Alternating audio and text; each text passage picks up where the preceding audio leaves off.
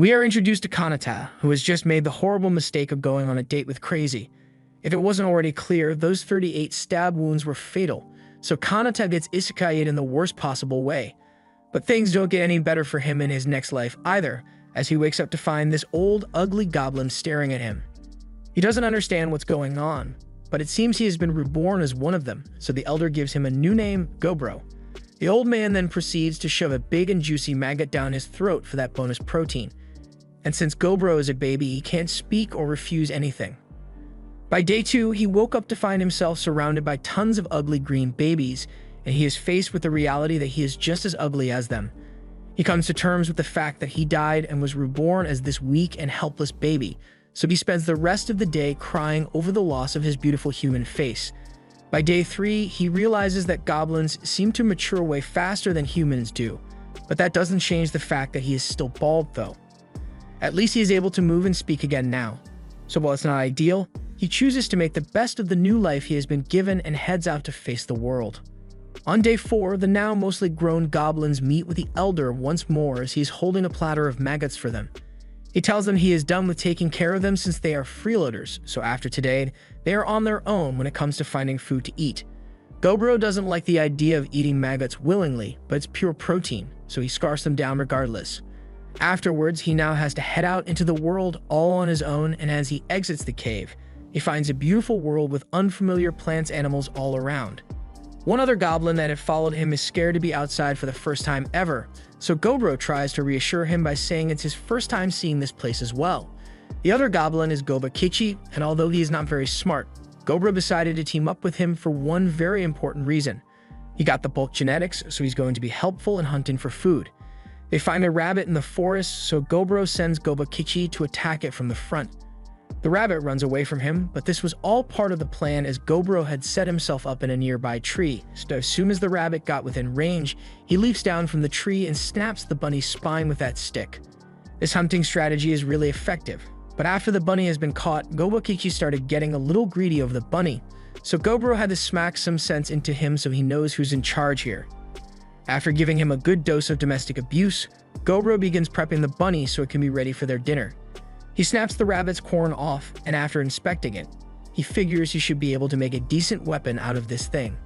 Just then, he sees a notification in his head, and he doesn't know what to make of it since the elder never gave a tutorial on this. But his thoughts are cut off as Gobakichi has recovered and is salivating for his share of meat. Gobro conceives and pulls out the meat, which Gobakichi proceeds to gobble up with gratitude. On the 5th day, the two continue their hunting strategy, and Gobro has successfully implemented that rabbit horn as a weapon. As he takes a new horn from the rabbit, he receives a notification in his head again, but he's still not sure what it's supposed to be. He sits down to eat some meat, but once he takes a bite, his eyes begin to glow blue, and he is informed that he has acquired an escape skill from the rabbit. It all makes sense to him now as he recalls that in his past life, he had the rare ability of absorption, which allowed him to have a chance of absorbing the abilities of anything he eats. Although he still has absorption, it seems that all the other abilities he managed to gain have been reset since he is in a new body. It's still pretty lucky that he got to keep a skill at all, so he's okay with how things have played out since there are plenty of monsters lurking in the forest that he can eat to gain power. By day 6, Gobro has already started attracting girls with his impressive meat. She is amazed that he and Gobakichi had managed to capture horned rabbits when others have died trying to do the same. And since she actually has hair, it is officially confirmed that goblins can have follicles, but Gobro and Gobakichi are just bald.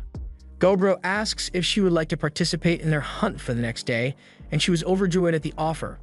But on the 7th day, it rains so much that they had to postpone their hunt.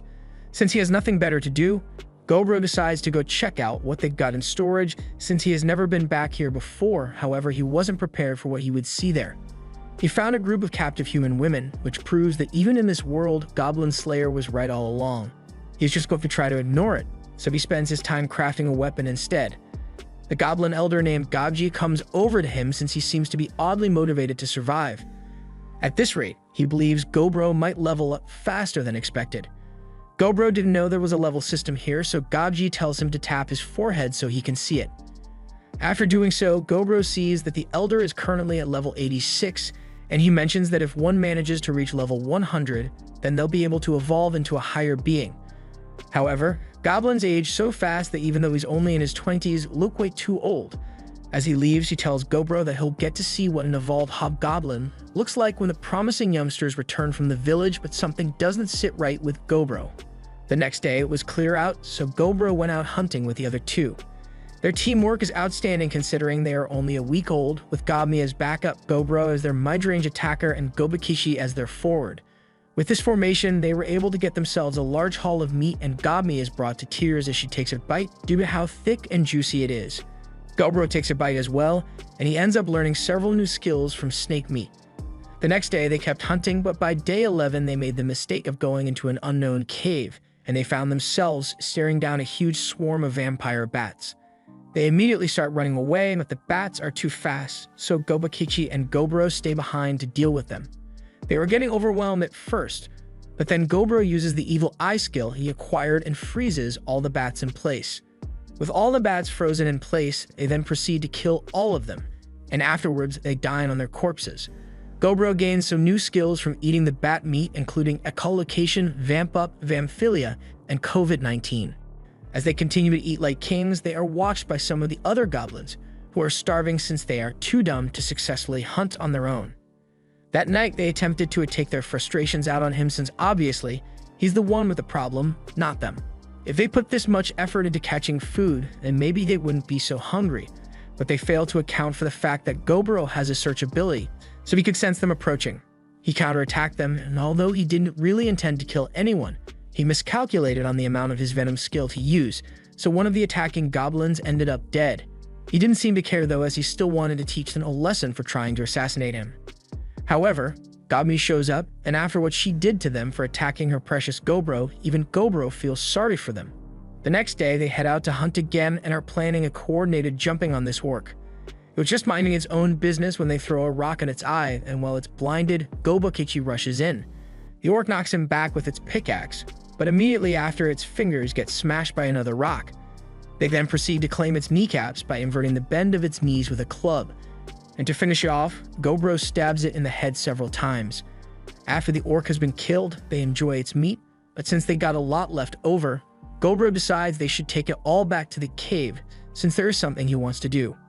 Once they've brought all the excess back, Gobro calls the attention of all the broke and starving goblins and tells them that they can eat as much as they want as meat. After some initial hesitation, one after the other, all the goblins drop to their knees and begin gobbling up Gobro's delicious meat. As he watches them, Gobro thinks about how he would never have helped people out like this in his past life, but maybe being reincarnated changed more than just his body. That night, after everyone has gone to sleep, Gobro is laying down and trying to do the same, but the notifications in his head won't stop playing. It says he has exceeded the level requirement, so he will be evolving into a hobgoblin soon. However, he wasn't paying attention to it since he was so sleepy. The next morning, something strange happens as Gobro wakes up and discovers that he now looks different. He is confused why his appearance seems to have changed again overnight, plus he looks a lot more similar to the way he did before he reincarnated. And more importantly, he is no longer bald. The same thing seems to have happened to Gobakichi as well, and Gami, although she stayed the same, she is loving the new look on her friends. The elder comes over to see what all the commotion is about, and he is shocked to find that both Gobro and Gobakichi have managed to evolve when they were literally born 2 weeks ago. Gobakichi gets Gobro's attention and says he would like to test out how much stronger he has gotten. But hunting won't be enough to satisfy him, so he wants to have a fight with Gobro himself. Gobro is up for the challenge, so the two head out to begin their match.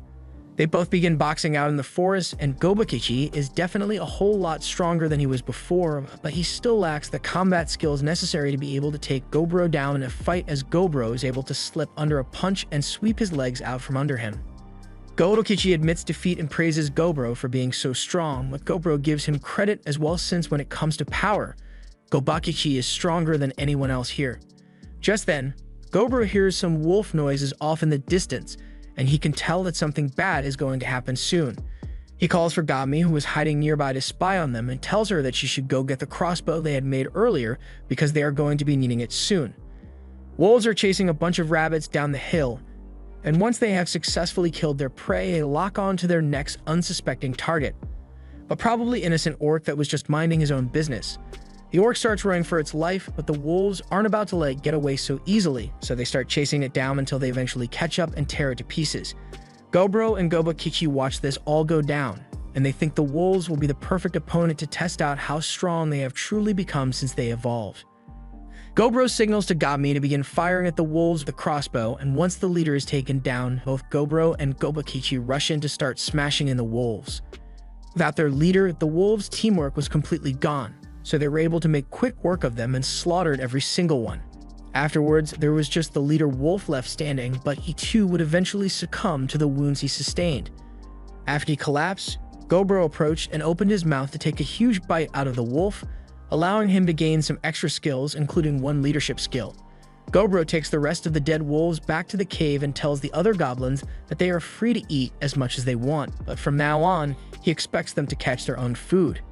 They don't have the confidence to accomplish something like that, so they all get down on their knees and beg Gobro to teach them how to hunt for themselves. He agrees to train them in the ways of hunting if they don't know how, and if they need weapons, he'll teach them how to make those as well.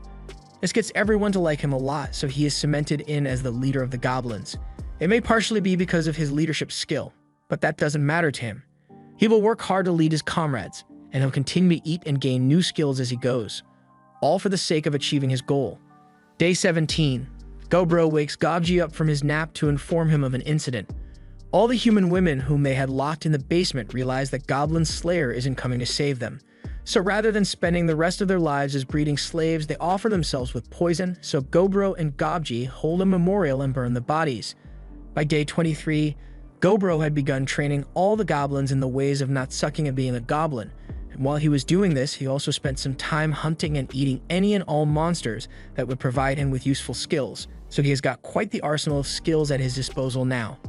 Just then, he notices several figures approaching from a distance, and while they may look like goblins, he's not the type to trust strangers blindly, so he draws his sword and prepares to cut them down. However, he is stopped by Gobji, who tells him that those goblins are the fathers of the current generation of goblins, and they're home with the milk. Gobji is happy with the haul of food the old goblins returned with, and they also happen to capture some more women to be used for breeding, so Gobji is rather glad about that as well. Goblin DNA is so strong that even if they mate with other species, it will still result in a goblin baby, and while Gobro can understand the instinct to reproduce, he still has to admit that this is really messed up and he needs to do something about it. He goes over to the biggest hobgoblin of the older generation and asks if he can be in charge of taking care of the women, but the old goblin gets angry because he wanted to take them for himself. Gobro isn't one to back down, so a fight was about to break out between the two, and both generations were ready to jump in to help at a moment's notice. But before the bloodbath began, it got broken up by two other goblins. They would prefer it if they didn't cause a civil war to break out between the generations, so they suggest that the two people with beef settle it in a way that won't get them involved. These two are Hobsato and Hobsi, and they suggest that the leaders of both generations have a battle to settle the dispute, so the winner will get to decide what the village does from now on. They also make a rule banning weapons, so that no one ends up dying, and the older goblin agrees to the term, not knowing he's about to get his ass beat. And a couple minutes later, we see clear evidence that the older goblin indeed got his ass beaten. Gobro has him tied up in a spider's web, but he assures everyone that this doesn't count as cheating, since the webs aren't a weapon. He produces it from his body like Toby's Spider-Man thanks to a skill he got earlier, so with the current alpha tied up and beaten, Gobro has been crowned the new leader of the village, and no one dares to object because they don't want to end up like the old leader. Later, Gobro goes and tells the captured women that he has instructed all the goblins not to lay a hand on them, and he won't be touching them either, so they have nothing to worry about. He'll make sure they are well taken care of, and eventually he'll see to it that they are sent back to a human village. The girls are relieved to hear that they will be alright, but there has to be some kind of catch to a deal like this, so one asks Gobro what he wants them to do in exchange for their freedom. Gobro does feel bad for them, but that's not the only reason he chose to help them out. He has no other way to get any information on the matter, so he tells them that all he wants is to learn about the human world here. So after talking with him for a bit, he finds out that these women were part of a traveling merchant group, but when they were attacked by the goblins, all their men were slaughtered, and these 5 were the only ones who survived the attack, only to be captured and brought here. They start to cry after being forced to relive the tragedy they went through, but it's not like Gobro can say, "Sorry, my people wiped out your friends and family," so he just gets up and walks away. A couple days pass, and the women seem to be more cheerful regarding their current situation, but it's probably just their way of coping. From the time he has spent with them, he has learned that humans in this world don't evolve the same way monsters do, but in exchange, they are able to take on multiple jobs. The red-haired one seems to be a rookie adventurer as far as Gobro can tell, but she's pretty weak as far as warriors go, so he may have her join the goblins in training later. Speaking of training, Gobro made all the older goblins join in on the training as well, and it doesn't matter how old they are. If they get pissy with him, he's going to smack some sense into them. For the next few days, Gobro focused on group exercises so that he could teach all the goblins the new rules he had set for them, and you can tell the former leader is not happy about it, but he can't go against Gobro's decisions anymore. On the 31st day, it was rainy, so everyone stayed inside. Everything was perfectly normal, but then Gobro's detection skill alerted him to some goblins heading towards the human women, and he knows what that means. The former leader has gathered a couple of his buddies, and they were planning to have some fun with the humans, but Gobro shows up behind them, and he distinctly remembers spending a couple days going over the rules with them. But it looks like some people never learn, so he's going to have to teach the old man another lesson. The women wake up to the sound of Gobro killing one of the insubordinate goblins, and they are obviously scared. The other goblins had heard the commotion and rushed in to see what happened, so Gobro asks Gobmy to help him drag all the goblins he tied up outside and to tell everyone to gather around because there's something he wants to show them. That night in the pouring rain, Gobro proceeded to beat the rule-breaking goblins to death, leaving the former leader to suffer the worst fate as Gobro's personal punching bag until he was just barely alive, only to be left out in the rain to die a slow and painful death. With this, Gobro asks if everyone understands the rules and what will happen if they break the rules, and no one dares to say a word. The next day, it's back to the regular hunting, and the group is up against a Trekorn with scales that make it almost really difficult to pierce. The Trekorn charges at Gobro, but he uses his spider silk to trap it in place, and with it immobilized, both he and Gobakichi were able to target its weak points and kill it fairly easily. After it has been defeated, Gobro and the others eat the meat, and he gains several new skills, one of which is a skill called Triple Strike, and even though he is doing it himself, Gobro still has no idea how the extra 2 strikes are being generated, but he's not going to question it. That night, while Gobro was in bed, the red-haired human came up to him and just climbed into bed with him. Nothing unholy took place that night because she was probably still just scared from what had happened the previous night, so Gobro let her sleep in his bed. However, by morning time, Gobmy had gotten jealous, so she climbed into Gobro's bed as well. In other news, the goblin Gobro had assigned to be carrying all the equipment managed to evolve as well due to all the manual labor, so she is now relevant to the plot as well. The training of the goblins has been divided into different units, with Gobakichi handling the armored units, Gobmy handling the ranged units, and Hobsato handling the regular fighters. And now that Gob has evolved, she handles the training of the support goblins. Meanwhile, Hobse is busy doing absolutely nothing because she is the only mage among the goblins, meaning there's no one for her to train. Gobro decided to leave the training of the goblins to the appointed captains while he heads deep into the forest to hunt some strong prey. While there, he spots another Trekorn in the distance, and since he has the element of surprise, he decides to try using a magic skill he had acquired previously, casting Phase 1 Demise Magic. And once his attack hits, the Trekorn that they had had so much trouble defeating earlier was easily destroyed in a split second. That landslide victory may have made him a little too overconfident because he then decided further north into the forest, but only once he had gone in really deep did he remember what Gobji had told him a couple days after he was born last month. He was explicitly warned never to go into the northern part of the forest, because in there lives a crimson creature called the Red Bear, and now he has come face to face with said Red Bear due to his carelessness. Any rational being would have already started running away, but even though he can't guarantee it, Gobro still believes that he may be able to take this thing down if he comes up with a plan. He wants to kill and eat the bear to gain even more skills, so he activates his Demise Magic and gets ready to throw everything he has at the bear. Back at the cave, Gobmy is getting worried since she hasn't seen Gobro all day, and neither has anyone else since he left their training session that morning. But the others aren't really worried since Gobro is strong enough that he'll probably be fine even if he gets himself into trouble. But I don't know if he has a plan for this because the bear managed to dodge the attacks.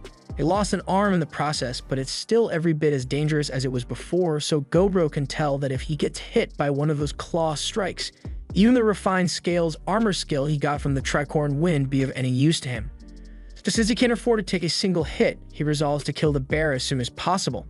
However, even after striking it in the skull with an axe, the bear still keeps chugging along, so Gobro is forced to step back and try something different. He attempts to use his spider webs to trap the bear, but is too strong for that and breaks itself free. The bear then activates one of its own skills and launches a wave of fire at Gobro, which sets the whole forest ablaze. The bear begins walking away since it assumes there is no way Gobro survived that attack. But despite that blast of fire being around 2,000 degrees hot, Gobro still managed to survive, so after getting to cover, he begins healing his arm while he thinks about his situation.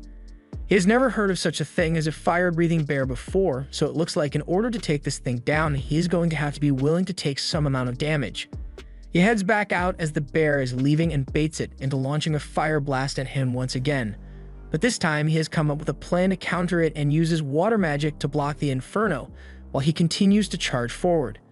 The bear's body is too hard to pierce normally from the outside, but it's probably a different story when it comes to the inside of the bear's mouth, so Gobro stabs his sword through the bear's mouth, leading to a wound which he assumes will be fatal.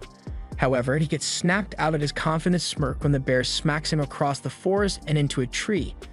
Gobro managed to take an arm from the bear, slash it across the head, and stab it through its mouth, but is still showing no signs of collapsing. However, after that one strike, Gobro is on the verge of death and will definitely croak if he takes another one of those hits. But that just makes it more exciting for him. He charges back in and raises his axe to strike the bear, while the bear readies its claws to strike as well. But once the clash is over, one of Gobro's arms is seen flying through the air. The bear had indeed managed to rip his arm off, but at the end of the day, Gobro was still alive, even if he is barely a step above passing out dead. He grabs the bear claw that is impaling him and takes a bite out of it, gaining 2 new abilities, but he succumbs to his wounds and passes out afterward. He then receives a notification that the level requirements have been reached, so he is allowed to evolve into a rare ogre class, which he immediately accepts. After some time, he wakes up and finds he has evolved yet again. His hand is regenerating. Thus, when he returns to the other goblins, they are all in shock by how he has become. Gabi scolds him for being away and making them worry. She tries to leg kick him, but our boy stands there and takes it like a man while Gobmi drops to the floor screaming in pain. Since Gobro became an ogre, Gobmi had been following him around non-stop, but before he addresses that, he wants to get himself a change of clothes. As he enters the storage room, the women are frightened because they don't recognize him at first, but after he shows them his skills as proof of his identity, they calm down a bit. One of the human girls takes a look at an axe that's been heavily damaged, which she seems happy to fix, and while Gobro is here, she informs him that she made a knife out of a magic stone, so she would like him to check it out.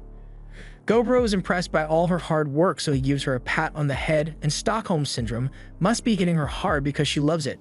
On the other hand, Gobmi and the redhead girl hate it as they are jealous that Gobro is giving another girl his attention.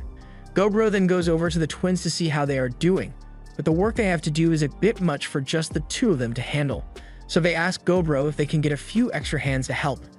Since they asked, Gobro decides that he can tell a couple of the goblin girls to come help over here, and the twins are happy to hear it, but even Gobro is amazed how quickly they started liking goblins despite literally having their entire family killed by them a week ago. He jokes that they would make great wives, and the girls don't seem like they are opposed to the idea, but Redhead and Gobmi certainly are. Next, he goes to check on the green-haired girl who has been busy making potions. He takes a look at one of the vials and he can tell it is poison, which the girl doesn't deny. She had made it for protection and was initially planning to squad wipe all the goblins by poisoning the food, but then she learned that there were trustworthy goblins like him, so she doesn't intend to use it anymore. The next day, Gobro realized that he could no longer do his regular training because in his ogre state, even holding back against the other goblins nearly kills them, so he'll refrain from fighting them anymore. Gobakichi takes the loss really hard and decides to go hunting to clear his head, and while Gobro is worried about him, he also knows he's got to give him some alone time. The rest of the day was spent with everyone going through their normal routines, and for once Gobro got a chance to just relax as he passed the time by sewing next to Hobbsy. Even though he lost an arm in his fight with the Red Bear, it hasn't really slowed him down all that much since he has a slime skill to make up for it. But that aside, he tells Hobbsy that he would like to get his book back so he can finish reading it, but she just ignores him completely and just keeps reading it. The next day, Gobro was casually eating lunch when Gob came running to him with an injured carbuncle in her arms. Gobro tries healing it first, but it has lost a lot of blood, so he says he'll have to ask the alchemist to make something to help her. After the treatment is done, the carbuncle wakes up and is confused about her current situation and who all these strange people around her are. They explain everything to her, So the carbuncle is grateful to them for saving her life even though she is a stranger to them. She says her name is Returner and she was attacked by some humans not too long ago, which is how she ended up in that state. Apparently, the gemstone in the forehead of a carbuncle is worth a lot of money, approximately 1 billion gold coins, so it's no wonder that they are trying so hard to kill her for it. She asks Gobro to please help her chase away the adventurers that are after her because she is not going to live much longer. Returner is an artificial carbuncle created by a legendary wizard long ago with the purpose of guarding the treasure of said wizard. However, during the attack, the core that keeps her alive was heavily damaged, so there's no way she'll survive much longer at this rate. Her master held a major grudge against humans while he was alive, so even in death, he would rather let his legendary treasures go to a bunch of goblins rather than let humans get their grubby little mitts on them. So if Gobro helps her get rid of those adventurers, then she'll gladly hand over all the contents of the treasury to him. This is a golden opportunity, so Gobro's not going to let it slip through his fingers so easily. He calls for everyone to gather around and tells them all that they will be going to this treasury today to chase away some humans. He asks the blacksmith girl if she has the spirit stone knife she was talking about the other day, so she gives it to him. He doesn't normally use a knife, but he thinks it would be better than going in empty-handed if his goal is to intimidate them. The goblin squad all head into the treasury the carbuncle talked about, and once inside, Gobro asked Gobakichi and the others to hide first so he could try to negotiate with humans. He walked around looking for the adventurers on his own. But then those same adventurers cornered him out of nowhere. They grumble amongst themselves about having it deal with an ogre as well now, but they just decide to get rid of it as quickly as possible. An assassin tries to go in for a stealthy kill, but Gobro sees it comes a mile away and is able to block the strike with his bare hand.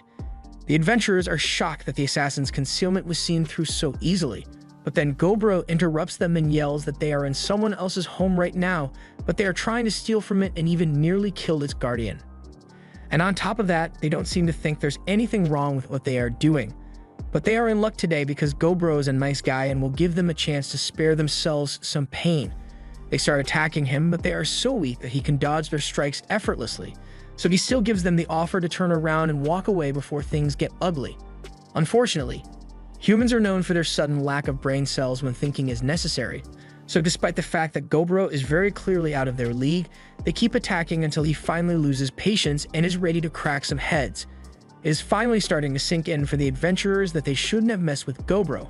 But it's already too late to go back as Gobro uses his earth magic to trap them in place and calls for the others to begin jumping these guys. After they were done beating up the adventurers, they stripped them of everything they had on them and kicked them all out. So Gobro decides to eat all the loot and ends up gaining the skills of the items as well. He is now able to summon an item box that can store over 100,000 items in it. Since he has held up his end of the bargain, Returner leads Gobro and the others to the treasure room where her master took his final breaths amongst all of his cool stuff. This was the great wizard, Velvet, and Returner says he was quite well versed in conversing with the spirits, which is why he was able to gather such a large quantity of spirit stones. Her time has come to an end, so she once again thanks Gobro and the others for their help and disappears in his hand, leaving behind her head gem, which Gobro eats. They all take a moment of silence for Returner, but after that's fine, they start looting the place for anything that looks like it could be valuable, and his new item box came in handy with this part. But before they left, Gobro felt bad about leaving the body out in the open like this, so he decides it would be best if he burned it. And as he does so, the body turns to ash, leaving behind a gauntlet, which Gobro doesn't hesitate to put on. The gauntlet seems to be a legendary magic item, so once he equips it on his lost arm, it attaches itself to him and replaces his missing arm. The arm has some really cool features, including the ability to rotate as well as produce poison and strings.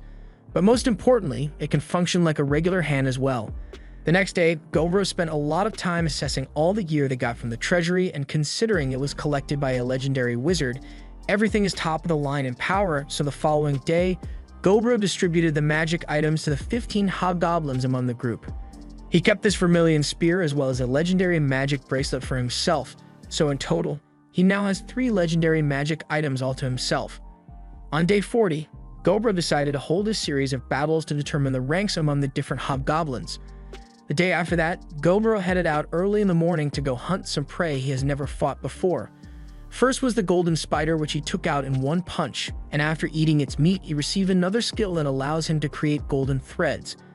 As he continues walking through the forest, he ends up under a tree that's bathed in light, and this is kind of a problem for him since this is the home of a species called Dryads. They prey on the men of intelligent races and seduce them into becoming a nutrient supply. Gobji had told Gobro about them, and he personally wants to go out while being sucked dry by a Dryad. But Gobro would never go for something so lecherous. Or at least that's what he tells himself, because the second a Dryad appears and starts getting up close and personal, Gobro merely folds on the spot. He tries to think about this calmly, but then he remembers that he is still a virgin in this world, so all reason gets thrown out the window as Gobro activates his sacred skill, the Golden PP. The Dryad is amazed by the length and girth of what she sees before her, and I can't get into detail, but a lot of stuff happened within the next 5 hours. And by the time they were done, the Dryad was asking him to come back again soon for another round. Gobro then heads over to a nearby waterfall to wash himself off, but he was soon surrounded by a squad of lizardmen for no reason. So he killed them, along with everything else that tried to attack him. The next day, Gobro found out there were 2 goblins who had the ability to become mages, so he sent them to be trained under Habze. But he can't say he likes the look on her face when she thinks about getting to teach other goblins. In other news, all the girls in the cave are suddenly mad at Gobro, and he can't figure out why since none of them will tell him. He ends up going to the green-haired girl to ask for some advice since she seems to be the most level-headed person here. So she tells him that everyone is mad because they know he went to Pound Town recently. The Dryad left some very recognizable marks on his body, so they are jealous that he didn't choose him first. The green-haired girl feels the same way as well, but rather than take the jealous, silent treatment approach, she chooses to be a little more proactive with her feelings. We've already seen that Gobro folds easier than a blanket in these kinds of situations, but Gobmi refuses to let it happen. At least not unless she gets to join in as well, and everyone else has the same thoughts. A lot more happened that day which required Gobro to put up a soundproof wall in his room, but he doesn't want to talk about it. The next morning, Gobro's detection skill alerts him to the approach of some enemies, and thanks to his skill improving, he is now able to identify the race and general strength of an opponent. He heads outside with Gobakichi and is confronted by a couple of elves who seem like they are going to be a real pain in the ass to deal with. They have a proposal to make, but the elves are being really high and mighty about it considering the proposal is them asking for help. The elf's territory is about to be attacked by humans who wish to steal their treasure, so he wants to have the goblins fight to help defend against the attack. And in exchange, they'll be provided compensation. Gobji immediately thinks this is a good idea to help them since the compensation amounts to a couple of months' worth of food for the whole village. But while that may be true, Gobro still refuses the request regardless. The elves are shocked he would turn down what they thought was an unbeatable deal like this, but Gobro couldn't care less about their situation. And while he normally wouldn't be opposed to helping them out, their pompous demeanor irks him, so he wants nothing to do with them. The elf is angered and nearly draws his sword on Gobro, but Gobro immediately uses Conqueror's Haki and brings the elf leader to his knees with the immense pressure. After this, he grabs the elf leader's neck and tells him to call off the archers surrounding this place if he wishes to continue having a non-crushed neck, and he isn't bluffing either. One of the archers attempts to fire an arrow into Gobro's head, but he catches it with his teeth and bites until it shatters to pieces. Gobro was turning down their offer partially because he's not in the mood to fight humans, but if they threaten his goblin village as well, then he might reconsider teaming up with the elves.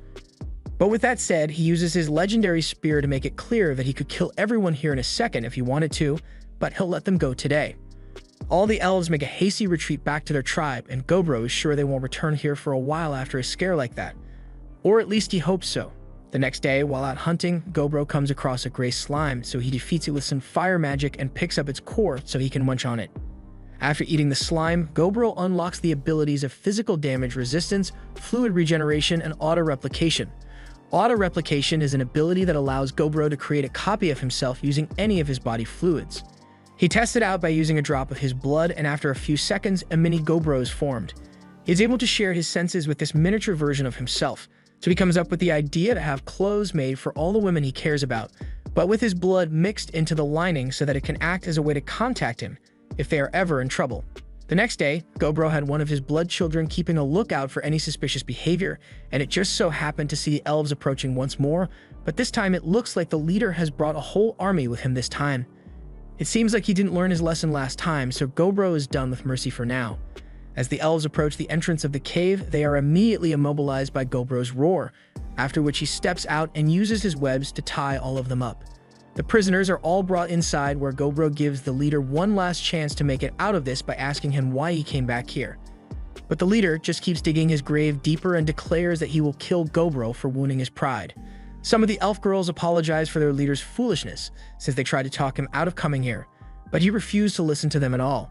Since it's not entirely the troops' fault that their leader is an idiot, he decides that they will fight one-on-one mock battles against the goblins here, and all the elves that win their battles will be spared. Although the leader is going to be killed no matter what, long story short, of the 23 elf soldiers, only 6 were defeated, and Gobro may or may not have rigged the matches so that all the male elves lost so that he would have the elf girls to himself, but that's besides the point. He eats all the elf men, gaining some extra skills from them, and now that that's done, he addresses the surviving elf women and tells them that they all need to surrender their weapons and magic items because they are being held as prisoners now. The elf girls are shocked because they thought they would be set free if they won their mock battles, but Gobro isn't so kind as to forgive people who came here with the intent of killing him. Gobji is already thrusting in excitement since he believes he will finally get to go balls deep with some elf girls, but Gobro imposes the no-touch rule again, so the elves won't have to worry about any other goblins. Gobji can accept it since Gobro is the boss in the village, but Gobji still asks if he can get some action since he's so pent and Gobro feels kind of bad for him. Gobro still has to execute the elf leader, and he's got something special planned for him. Later on, Gobakichi reaches level 100 while out hunting, and as a result, he evolves into a more powerful version of himself. The rest of the goblins are in awe of his new physique, especially Gobro, who is glad he has someone on his level once more. Gobokichi has become a special variant as well, and his iron-hard crimson skin is a result of blessings from the demigod of flame and war. So he's become really tough, and the first thing he wants to do now that he has evolved is spar with Gobro, to which Gobro is more than happy to take him up on that offer. They begin sparring, and Gobakichi is definitely able to take a few hits from Gobro, but ultimately he still lacks the skills to really contend and gets defeated fairly easily. While Gobro may have won the battle, he is still impressed with Gobakichi for catching up to him in the first place, so he is glad he has a rival to keep him on his toes. Afterward, Gobro feels exhausted from all the fighting he had done with Gobakichi, so he takes a break in the cave. But he is then approached by a shadowy figure which apologizes for not being able to prepare more for him and gives him an unknown skill. Gobro wakes up from the encounter, and it turns out to have been a weird dream, but he is still left wondering what it could have meant. On day 51, Gog drags Gobro over so he can get a good look at all the progress the goblins have been making while he wasn't paying attention. Maybe it's because they felt left behind after Gobakichi became an ogre as well, but 4 more goblins have become hobgoblins. One has been assessed to have enough talent to become a mage, while another seems to have the talents necessary to become a cleric. This is Gogji, and he promises to do his best to help the goblin community as much as possible. And in other news, Habza got even hotter.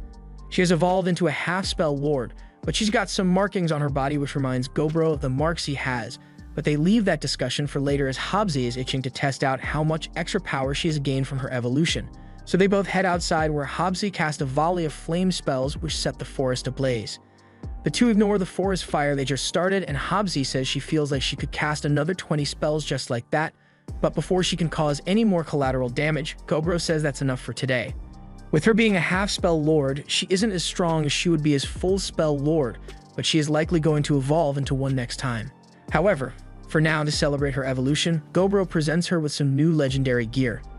The rate at which goblins have been evolving seems really high compared to how it normally goes, and Gobro is mostly certain that it's because of his influence on the way the goblins train, but even though the general population has grown stronger, there are still those who aren't able to keep up. Later on, Gobro and Gobakichi are returning from a successful hunt when they run into a group of the older generation goblins, and they say they have had enough of living in the goblin village since they are the older ones, but all the goblins that are 2 months old are getting stronger than them. And on top of that, Gobro is the only one who ever gets laid, so they want to leave and start something new for themselves. To their surprise, Gobro has no issues with them leaving since they didn't steal any stuff, and he even goes out of his way to provide them with a knife made of mithril to help them with their journey. On another occasion, Gobro came across an orc that was dragging a human body home. The guy is already dead, so there's nothing Gobro could do to save him, so he kills the orc to avenge him. And while he may have a rule against killing humans unless absolutely necessary, he still takes a bite out of the dead guy to see what he gets. He manages to acquire a monster tamer skill from him. Later, Gobro is working on an idea to make earrings with his blood in them so he can communicate with others, so once they are completed, the earrings are implemented in training. Gobro talks to Gobmi through the earring, and she is amazed that she can actually hear him loud and clear. So with confirmation that the idea works, he made enough for all the goblins to use. As the day progressed, hunting went on as usual, and Gog seems to have gotten a lot stronger since she is now able to knock out a Tri-Horn in one blow. Since it is still in one piece, Gobro thinks this is a perfect subject to try out his new Monster Tamer skill on, and once he's done, a Tri-Horn is made into a loyal pet for Gobmi. Gobro goes on to tame a lot more animals over the course of that day. On the 59th day, Gobro sets things up so that the red-haired girl can train by fighting kobolds one-on-one. She sits down for a break with Gobro, and as he is eating, she asks if she can have a bit of his meat. Gobro doesn't mind and hands her the drumstick, but as she takes a bite from it, she pauses for a moment because she just unlocked a new job class. Her job is called Nor Soldat, and it gives her boosts that allow her to move like this, with the only caveat being that she needs to eat monster meat occasionally or she will die. That night, Gobro is woken up when his detection skill alerts him to dozens of kobolds heading this way. They are being chased by something, but he can't tell what it is, so for now, he has all the goblins ready to defend against whatever threat may be coming and tells them to leave the kobolds alone since they are the victims in this case. As the kobolds run past them, it is revealed that they were being chased by magically animated skeletons, so Gobro ordered Gobmi and her team to open fire. They do as instructed, but the arrows have no effect on the skeletons, and at this rate, they are going to end up getting overrun. There is clearly something creating these skeletons, so they'll need to take it out if they want this to end, but for now, Gobro tells everyone to drop their weapons and throw hands because smashing the skeletons is the only way to slow them down. Smashing the skeleton works, but they can't keep this up forever if the skeletons don't stop coming, and this is where Gobro comes in because he is going after the one creating the skeletons. He dashes for the entrance while ripping through the skeleton horde in front of him, so after only 7 seconds, he finally gets to the greater skeleton that is summoning the rest of the skeletons and punches a hole through it. Once the main skeleton has been defeated, Gobro takes a bite out of its head, which gives him a bunch of new undead skills, and as he returns to the cave, he is greeted by all the kobolds who have now started referring to him as their lord. The kobolds were out mining when they accidentally dug into Velvet's treasury and set off its guardian, a greater skeleton. So the only thing they could think of to survive was to run for the cave of the terrifying ogre they've been trying to avoid. Their story makes sense to Gobro, but he reminds them that he has been killing a lot of their kind for a while now. So are they really sure they still want him as their lord? But the kobolds are fully aware and want to serve him regardless. At this point, Gobro has gathered humans, elves, and kobolds, so while he didn't intend for it at first, he admits that things have gotten pretty interesting around here. The next day, Gobro went out hunting with Govakichi for the first time in a while. But as they were heading into the forest, they spotted a team of 12 humans moving through the forest quickly, so Gobro changed plans and decided that they should follow the humans. They chase after the humans quietly, and by eavesdropping, Gobro is able to learn that the humans are planning to kidnap the daughter of the elf chief. Their target is the group of elves that will be returning from a festival today, and they got the necessary information from traders among the elf tribe. 2 hours after sunset, the convoy arrives, and Gobro is stunned by how beautiful the elf princess is, even by elf standards. But then the human attack begins, and 2 elves of the convoy immediately get headshot. Govakichi wants to go help them, but Gobro stops him since this fight has nothing to do with him. The humans then proceed to take the elves down, and when they finally grab the princess, Gobro changes his mind and decides to save them. But totally not because he sees a chance to add a new member to his harem. After taking down the humans, Gobro and Govakichi grab all the bodies of the survivors and carry them back to the cave, where one of the captured humans confesses everything he knows so that Gobro will spare him. Apparently, the war with the elves is going to begin within 20 days, but while that information was definitely useful, the soldier is unfortunately a man, so he isn't eligible for the harem. In unrelated news, Gobro gains the skills of several soldiers, and then he turns to Elf Princess who had just woken up.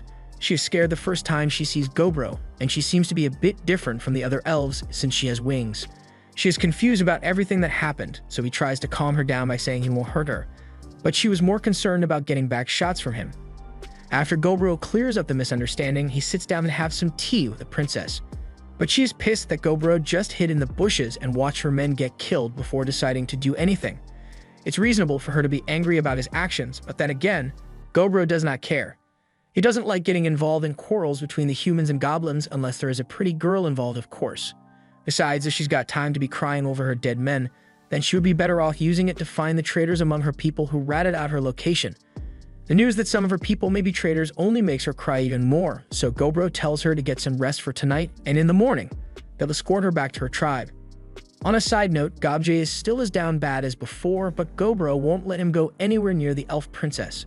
The next morning, Gobro leaves early to escort the princess back to the elf tribe, And while they are walking, he asks about her wings and is told that they are something that only high elves have. This is an evolved version of an elf who is able to fly with the wings, although the princess says the wings are usually hidden within their bodies, so outsiders don't see them often. After that, they continue walking for another 3 hours until they finally reach the elf village, but they are immediately held at arrow point by dozens of elves in the trees. And these guys aren't messy around because their arrows are made of mithril and would be a serious threat to Gobro, although he could probably handle a couple of shots. The elf princess steps up and tells the archers to back off since Gobro and Gobakichi are the ones who saved her. The archers are confused, but eventually Gobro and Gobakichi are allowed to meet with the village chief. The chief thanks Gobro for saving his daughter since she is the most important thing to him, but Gobro cuts straight to the chase and says he didn't save her out of kindness or anything, he wants a reward. The village chief believes it is fitting to reward the man who returned his daughter to him safely, so he calls for an attendant to bring over a magic item. The item is called Failnaught, and it is an heirloom of the elf family, so the princess asks if he is sure he really wants to give that up, but he believes it is decent compensation for the service Gobro has done him. Gobro is glad to see that the elf chief isn't a cheapskate when it comes to things that matter, so he tells the chief that he has some information that may be useful regarding the upcoming war with the humans. Upon hearing this, the chief realizes that this may be a mutually beneficial relationship he is going with Gobro, and as additional compensation, Gobro is given some mithril materials, some weapons, and 2 shovels, which probably do something special. After the deal was made, the chief says he has something he wants to ask Gobro about.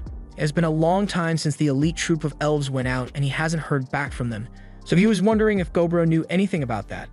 Gobro knows who the chief is referring to, but since he already killed and eaten most of the team, he nervously laughs while denying any involvement with them. The chief has no reason to believe Gobro is lying, so he accepts what he says, but before they leave, he gives Gobro an extra gift.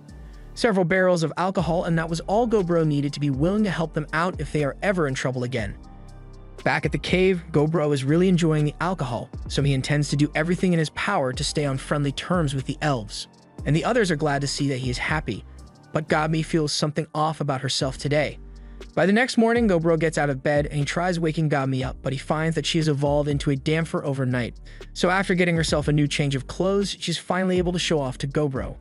With her evolution, she is now able to create large amounts of ice, which is a useful ability, but she also needs to wear magic-blocking glasses because she also acquired an evil eye that makes others fight among themselves.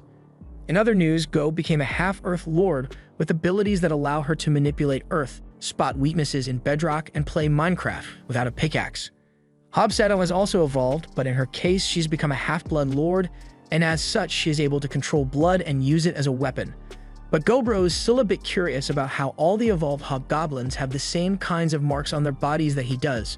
And they all say they feel their power emanating from that spot, so Gobro wants to look into this further when he gets the chance. With all the new evolutions that have been happening, Gabji decides to rename them, so now Hobseto will be known as Bloodseto, Gabmi as Dami, Gob as Earth, and Hobsi as Spelsi. He also renames Gobakichi as Ograkichi and Gobro as Ogro. He doesn't really like the new name, but all that matters is that everyone knows who's who, so he leaves it at that. With the new evolutions, the chart of the most powerful races in the cave has been updated, and Dami is at the top of the list right now. Once the war with the humans begins, the elves will turn to Ogro for help, and when that time comes, having more subordinates at his disposal will allow him to engage in more tactical operations. With that being the case, he began to distribute more of his communication earrings among the different species, but when it came to the elves, they were unwilling to put anything on unless Ogro put something in. So for the rest of that night, the soundproof room was put to good use. With everyone now on board with the training, the size of the daily training group has grown rather large, so Ogro came up with an idea to have them all fighting in controlled matches with an undead he creates, so they all can gain some experience. The skeleton he summons has dark bones and heavy armor, which indicates that it is powerful based on the equipment it spawns with. All the elves end up losing to the skeleton in battle. The undead were useful as training dummies, but the fact that they burn up as soon as they are exposed to sunlight really doesn't leave many options on how to use them during the day. For now, Ogro is focusing his efforts on training the elves and kobolds to improve their skills, especially the kobolds, since they are currently pretty low on the power scaling board, so if they don't get their act together, it's going to be hard for them to keep up. The next day, he has the kobolds practice group hunting, and honestly, they did a lot better than he expected them to because they managed to catch 20 wolves in one session, so they were able to tame them with his skill. After returning to the cave, Obru was pleasantly surprised to find that his axe that was damaged in the fight against the Red Bear has been upgraded. The entire thing has been modified with all kinds of mithril alloys and spirit stones, so Obru is really impressed with her work. He asks when she learned how to make stuff like this, so she explains that she recently ranked up to an elemental smith, and for her achievement, she wants a special reward from Ogru. The next day, they were meant to go out for some additional training, but Abrakichi has something important he wants to discuss with Ogru. He asks Ogru to swear not to laugh at him, but he has always had a crush on Earthy, and now that she's become an Earth Lord, that voluptuous body is making him feel some type of way.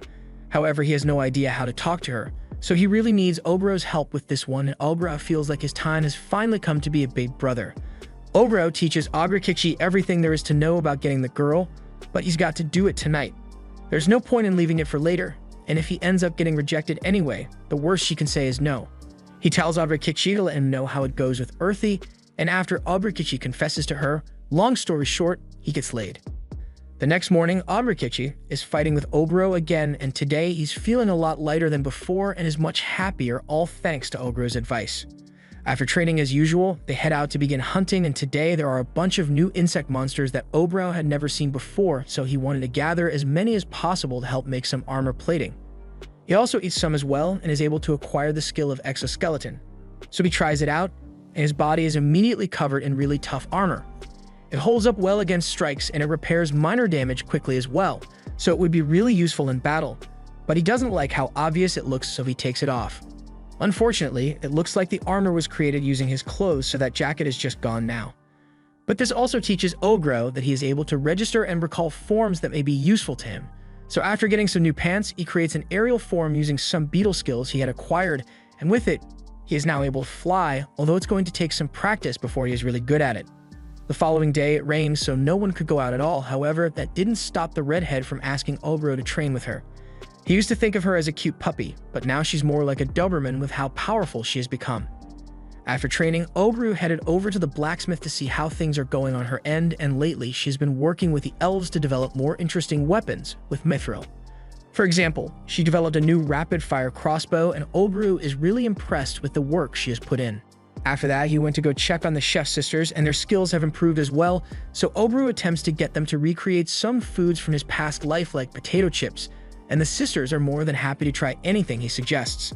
Next up on his checklist is a check-in with the alchemist to see how her research on potions and magic tools is going, and she seems to have created a magic item that can freeze a person in place if they are hit with it, and she is really proud of her creation, so she wants a reward from him. However, the other girls catch wind of this reward, so Obru has to spend the entire night with them.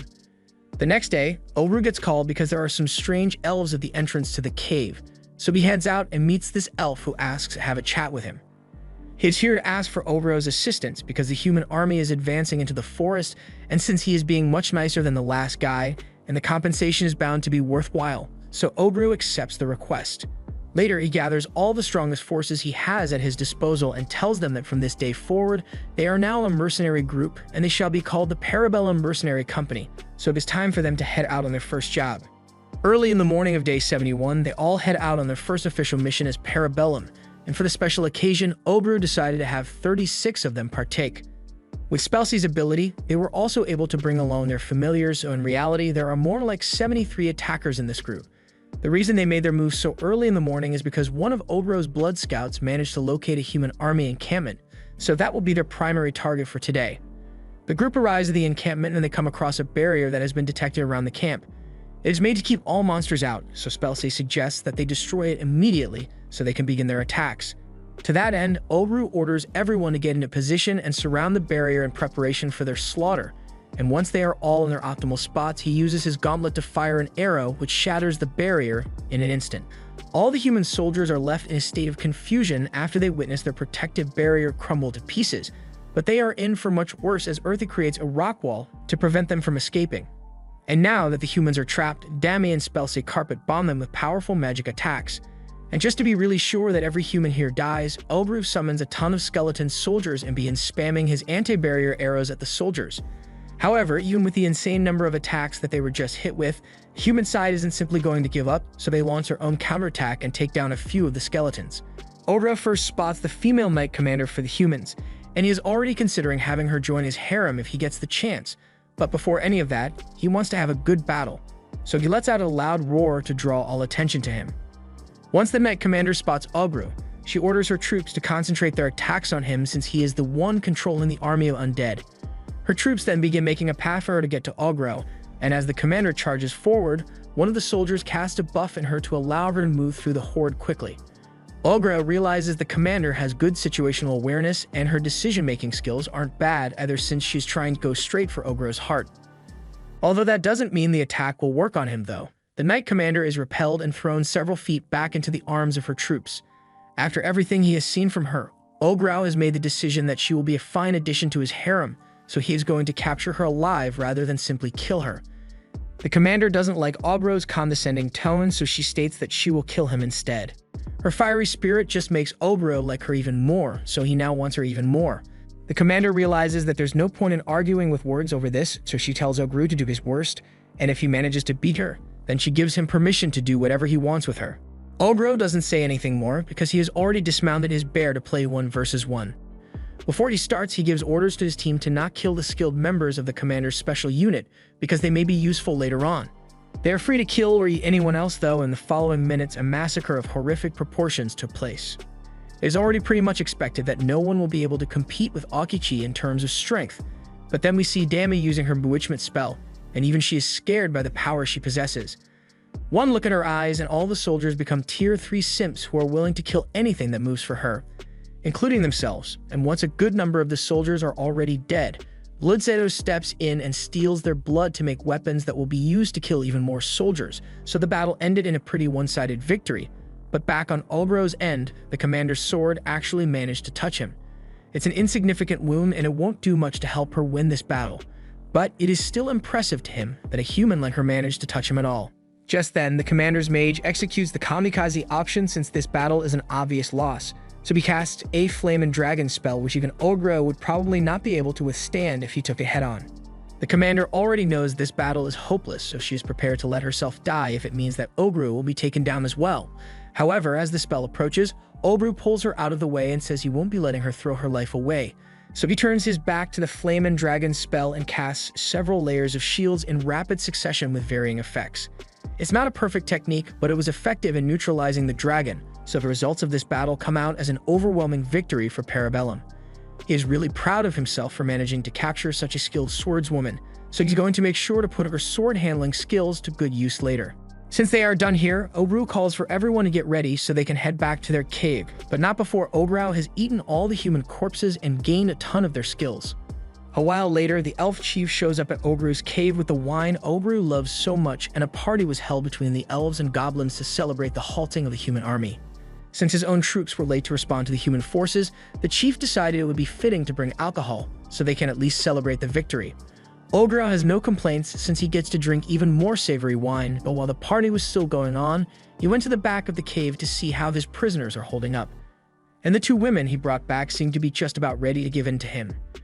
He may have done a little bit of aphrodisiac drugging to make them more cooperative, but Ogru gave up things like morality a long time ago, so anything goes as long as he gets new additions to his harem. The Knight Commander tries to hold out by saying she's a noblewoman, so she would never allow herself to breed with an ogre, but from the look on her deputy's face, I don't think that stopped Ogru from doing his thing. By the next day, Ogru sat down with the Knight Commander and put one of his communication earrings on her, and with its effects, she wasn't able to lie to him at all, so he managed to gather a lot of really useful information about the human army.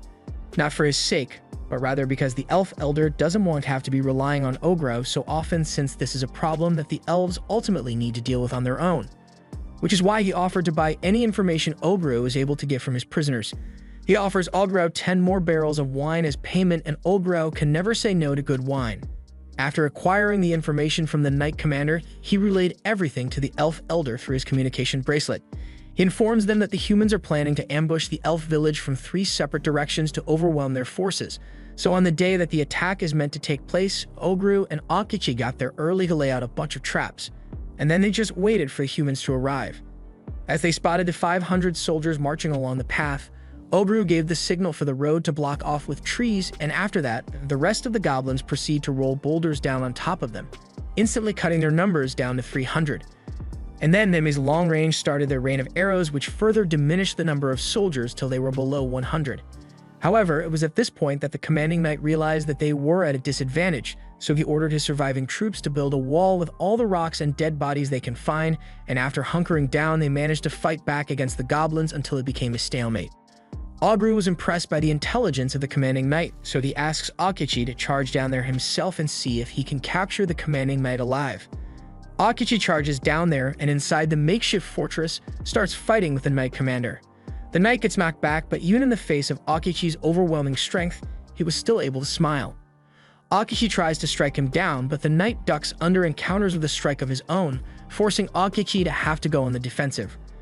Ogro has been watching this whole thing, and for once he actually seems to be interested in the ability of someone outside of adding them to his harem. Even if Akechi has instructions not to kill him, he still finds it impressive that Human can hold out in a 1v1 against him. Although it doesn't last long since Akechi eventually knocks him out anyway. They are done with their mission now, so Ogro plans to report their victory to the Elf Elder and return to base after eating the corpses as usual. But once he is done with that, Demi comes up to him and asks for some special baby batter treatment tonight, which Ogro is happy to provide. The next day, the prisoners of war are all held in the cell together, and two other guys are lamenting over the humiliation of their situation. The red-haired commander tells them to shut up since this place isn't actually that bad considering they get good food and a place to stay. They don't agree with the sentiment, but while the other guys were nobles, the redhead was a commoner, so this is actually better than the way he got treated back in the human kingdom. Later on, Ogro questions the redhead on the reason why the human kingdom chose to invade the elves, so he explains that the princess of one of the human lands fell ill with a disease that has a 99% fatality rate, but she was set to get married to the emperor, so the emperor ordered a nationwide search for a cure for this disease. Eventually, they heard of a medicine that could cure all diseases, but it could only be found in the elf village, so naturally, the next logical step was to invade them without trying to negotiate.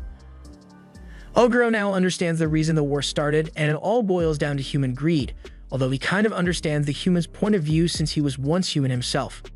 At the same moment, Earthy was busy mining to expand the cave, but after she hit a crack, a lot of water suddenly started pouring out of the cave and onto the floor. Everyone rushes in to check on her and see if she's hurt, but it turns out they just hit a pocket of water in the caves, and Ogro knows exactly what to do with it. After a few short hours of work, Ogro has completed construction on the first ever goblin cave bathhouse, and immediately after it is complete, everyone takes a break to have a soak inside the relaxing bath. The next day, Ogro had an idea to improve the fighting capabilities of his troops, so he brought out the soldiers he had captured and set them up to train alongside his own men. This way, those who are less experienced should be able to learn a lot quicker by watching how an actual trained soldier would perform the task. So a simulated war was fought with Dami and Spelsey as the commanders and a mix of the different species as the soldiers. As the day's training continued, the nobleman prisoners got tired, but the redhead was still full of energy, so he goes up to Ogro and asks to have a match with him. Ogro admires the spirit of the young man, so he agrees to fight him, but to make sure he doesn't accidentally punch his body to pieces, he gives him a few buffs to enhance his strength and durability. After doing this, Ogro gets ready and begins his fight with the redhead, but while he was putting up a fight at first, Ogro soon demonstrates why he's the strongest person in this cave by knocking him out cold. Once the match is over, Ogro begins healing him so he doesn't stay paralyzed, and while he's doing this, Akechi comes running up to him and asks to fight Redhead next. Ogro isn't opposed to it, and Redhead seemed to like the idea as well, since a few moments later, he is fighting Akechi with a smile on his face, and he seems to be holding his ground a lot better. After training is done for the day, everyone sits down to eat lunch, and Redhead is currently eating with Ogro. He mentions how he originally came from a land with a lot of demi-humans living there, so he can't understand why the nobles here hate demi-humans so much. Here, all the races are able to live in harmony, and he can tell that Ogro is able to maintain order well, so he gets up and swears his loyalty to him. Ogro has a soft spot for diligent people like Redhead, so he releases him from being a prisoner and appoints him as the master of the other Redhead, so that he can train her in the ways of fighting like a human. Ogro has added another skilled soldier to his ranks, but the other noblemen aren't really worth keeping, so he asks the elf elder to take them off his hands. The elder agrees to take them, but before he goes, Ogro asks him about the special medicine that the humans were after since he wants to know a bit more about it, but the elder tells him that it was already given to him as a gift when he brought back the elf princess. Ogro doesn't understand why he would give something as precious as this if he is willing to fight a war over it, but the elder just has a grudge against humans, so there's no reason he can't give it to someone like Ogro.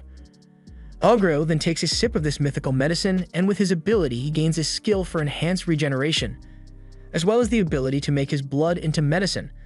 To test it out, he uses it on one of the injured commanders, and with a single drop, all his wounds are instantly healed, so Ogru is left wondering if there is really no limit to how powerful he can get. A few days after the second battle with the humans, Parabellum was ready for the next job, and Ogro had been practicing a new skill as he used his spear to smite the human general and have him join the Donut Society. And since it is his spear, he was able to use it to create countless spears within the human base camp, wiping out a large chunk of the army without even having to set foot there. And with most of the army already killed, it becomes quick work for the others to finish off the remaining soldiers, and once the bodies have been piled high, Obru uses his slime ability to cover a wide area and begin to dissolve the corpses all at once. After today's overwhelming victory, Obru was invited to celebrate with the elf village chief, so he heads over to the village along with the redhead and the female knight. But considering that a war is currently being fought with humans, the elves of the village don't take too kindly to having humans in their village. Redhead asks if it's really okay for them to be here with the current situation, but Ogro tells them not to be bothered since the village elder is a much more understanding man than the guys outside, so he won't have a problem with them. Just then, the village elder and his daughter come out and with some wine so the celebration can commence. They all sit together and the elder thanks Ogro for his help since it's all because of him that the human armies have been really cornered lately, but prolonging this war will bring him no satisfaction. So he wants to end things quickly by sending his best unit out to finish off the last of the human army. Ogru agrees to do as the village elder wants, so he begins returning home along with the female knight in order to finalize the plans of attack against the humans, but along the way the female knight says she has something she needs to tell him. She has devoted herself to Ogro, but she also has a duty to the kingdom, so she asks that Ogro send some of the medicine he acquired from the elves to the kingdom in order for them to cure the princess of her illness. Ogro doesn't think it's a bad idea since it would stop the humans from having to fight the elves and would also get him in their good graces in case he ever needs backup in the future, but there's only one problem with her plan. The main religion of this world, the 5 great grand gods who give blessings so powerful that it could lead to all kinds of problems. Personally, Obrau has received blessings from the god of demise and origin, so if he shows up and delivers medicine out of nowhere, it may start some trouble. But then Ogro realizes that he can use that to his advantage anyway, so he says he'll consider the female knight's proposal. That night, the next target was set to be the human army's main base, which consisted of about 2,000 soldiers, and when compared to the size of their 650 soldiers, it is clear that they would lose in a head-on clash without a plan, especially with the information Ogro received about the humans having gotten back up from the people known as the heroes. Ogro heard from the male redhead and the female knight that the 8 heroes are the mightiest warriors among the humans who have received blessings from the gods. Their individual strengths are already impressive to begin with, but they also have the power to enhance the abilities of their allies as well, so it will make the battle with the final army really troublesome. But Ogro was just excited to gain some next powerful abilities after killing and eating them. To begin the attack, he summons several skeleton soldiers, and Dami asks if that's really such a wise move since the sun will be coming out soon, and it will destroy all of them. Ogru acknowledges her concerns, but he has made some modifications to the skeletons so they'll be able to serve their purpose. In the meantime, he's going to leave clearing out the soldiers around them to Akichi, while he will strike at the center alongside the skeletons. From the darkness, the army of skeletons emerges and descends upon the humans, and they are forced into an all-out clash with them.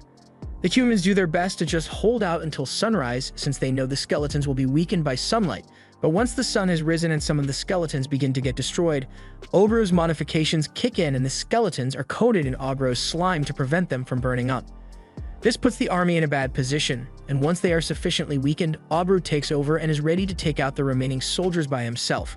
Meanwhile, the hero that got called in is being escorted to the base camp, and he's a little pissed that his vacation got interrupted by a war over a bottle of medicine, but he is at least glad that he gets to do something interesting since he has seen Ogro and he looks really strong.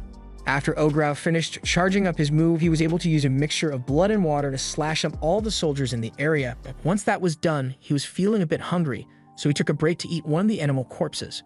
While he was eating, the hero calls out to him and politely asks if he can fight Ogro next if he's got some spare time. Ogru recognizes him from his appearance, and the bug hero Filippo is happy that he is famous enough to have been recognized, but he doesn't like the bug part of his title since it makes it sound like he is an actual bug, and it pisses him off. But does look like a bug though. The compound eyes on his face are proof of his blessing from the enchantress god, and Filippo is impressed that Ogro could tell that much just from looking at him, and he realizes that Ogro must be the same ogre that has been eradicating all the human armies lately. He isn't happy because all his vacation time was ruined because of it, but while he's throwing a tantrum, Algru realizes that while Filippo may act like a child, he has a ton of battle experience based on the pressure he's emitting. Filippo mentions that he knows Obru must have received a blessing from the gods as well, so he asks Obru to tell him what kind it is. Obru doesn't really want to divulge any secrets, so Filippo moves on and shows him some bugs he created through the use of his blessing and some necromancy. And after splashing it all over a bunch of the corpses, they begin to move. However, these moving corpses are different from zombies because they aren't affected by sunlight at all, and after a few moments, the bugs begin modifying the corpses to become more bug-like, and once that's done, they all attack Obru in unison and try to eat him. Filippo thinks he has won at first, but then he realizes that he doesn't hear the distinct sound of someone getting eaten by bugs, and that because Obru is managing to fight his way out of the swarm. Filippo is greatly impressed by how many bug soldiers Obru was able to destroy, but now he's going to be commanding them directly, so it'll be a lot tougher to defeat them now. Obru is struggling a lot more, he is still managing to stay alive, which really has Filippo's excitement at an all-time high since any normal ogre would have been dead by now. But he has had enough fun, so he's going to end things by calling in his ultimate weapon, a giant centipede. This catches Obru off guard as he gets chomped down on and is unable to get free. Filippo explains that this is his pet's creation, Ulterm, and he usually uses it for special missions outside the country, but he thought it was fitting to call it in here. Right now, Obru is being injected with tons of venom from the centipede, and normally even a little bit is enough to kill almost anything, so it is really impressive that he is still alive. After Obru succumbs to the poison, Filippo has Ulterm bring him Obru's body over and pets it for doing a good job, but now that Obru is dead, Filippo sends him back to go terrorize the other country again. He then turns to dissect Obru's corpse and figure out what special abilities he may have had, but he finds that Obru is gone and narrowly dodges a sneak attack aimed at him. He is even more interested in Obru now and asks how he managed to survive, yet Obru still refuses to give up any secrets willingly. Filippo is a little disappointed that he can't use Ulterm again since it has already gone to the next country over, but he still has other special techniques that he can use to fight Obru. But first, he wants to introduce himself properly. Unfortunately, Obru doesn't give a damn about who he is and immediately starts blasting lightning at him so he can end this fight quickly. Obru tries to slash his head open with his axe, but Filippo manages to stop it, and he is getting pretty frustrated with Obru being so impatient because it forced him to skip to secret technique number 2 without explaining it at all. But since things have turned out like this, he's just going to go all out. He uses his tentacles to stab his puppets, and in doing so, he absorbs all their traits into his body, thereby transforming into a fully armored bug warrior, and Obru is starting to get interested in him as well. He counters Filippo's attack and punches him into the sky, before throwing a lightning bolt which Filippo manages to dodge. He can't believe Obru is still able to keep up with him in this form even though he hasn't achieved an epic awakening yet. Obru has never heard of this epic awakening thing, so he asks Filippo about it, but he doesn't feel like explaining anything after Obru has been interrupting his monologues the entire fight. Obru still wants to learn about it, so he intends to subdue Filippo and force him to spill the beans, but before that, he wants to even the playing field a bit, so he activates his own bug transformation to follow Filippo into the sky to attack him. While their fight goes on, Earthy has just finished taking out the last of the human soldiers, so their job here is done, but Thami has a bad feeling that something is wrong with Obru, so she flies off to go look for him. Meanwhile, Obru has just defeated Filippo, and he knows he has lost, so he intends to run away without an ounce of shame. Obru tries to chase after him, but Filippo is able to move his bug suit to delay him a bit, and by the time Obru has defeated it, Filippo is already long gone. Obru is disappointed that he didn't get to finish Filippo off, but he swears that one day he will kill and eat him for sure. Just then, Thami finds him and flies into his arms, asking if he is alright, and Obru says he is perfectly fine, so she is relieved. While Obru was fighting Filippo, he sent one of his clones with his stealth ability to the main camp of the Empire, and he delivered the elf medicine to the commander there under the condition that the war on the elves be stopped immediately. And the commander seems to be a smart man because he immediately calls for everyone to withdraw and send a message home. After all, they have what they came here for. The reason Obru decided to give them what they wanted was because if he had killed the main commander, who also happened to be a candidate for future emperor, then the kingdom would have put all their forces into obliterating the elves, and he wanted to avoid that outcome as much as possible. He doesn't want to lose any of the people that are precious to him. And as he runs into a couple of surviving human soldiers, he just tells them to go home because he doesn't intend to kill them for no reason now that the war is over. Besides, he has something much more important to do, and that is to give a proper burial to the 30 Parabellum members who lost their lives in today's battle.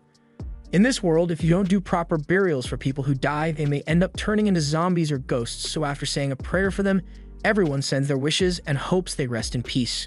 This was the end of episode 7. Thanks for watching. Subscribe to not miss the next part.